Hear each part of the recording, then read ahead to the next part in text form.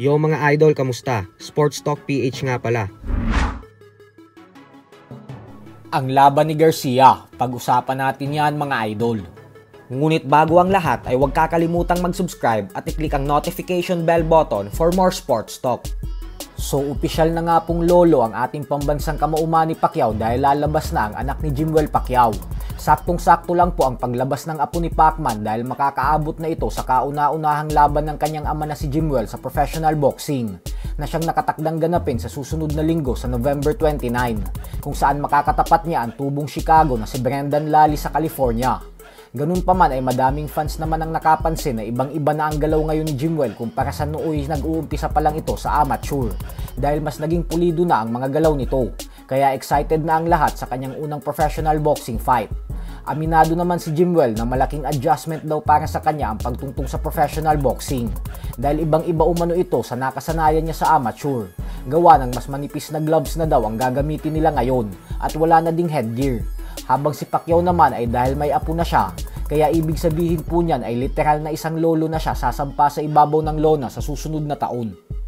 Sa kabilang banda naman mga idol ay sa kabila nga po ng matinding sagutan at hamunan na nagaganap sa pagitan ni Ryan Garcia at Conor Benn sa social media, kung saan walang tigil ang patutsadahan ng dalawa sa isa't isa, ay tila naunahan nga po ni Garcia si Conor Benn sa pagkakataon na lumaban sa isang world title fight.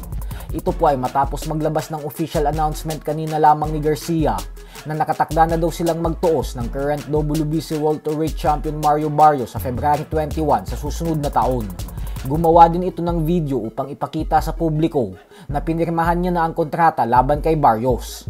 Pagkakataon na po ito ni Garcia maging isang ganap na world champion.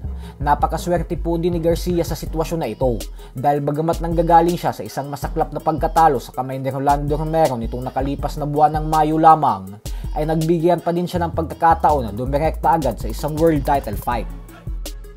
Like I said guys, I'm pretty tired right now. It's a long day, but I promise you guys I would have this video for you. My next fight announcement. Here goes the contract right here, like I promised you guys. Lupe was taking a little long, but it's okay. We still love him. Here we go. I get to the last page, you know. Boom, here I go. Signed. I'm going to be fighting for the real WBC championship belt against Mario Barrios, February 21st. Get ready, because I'm coming. Let's go.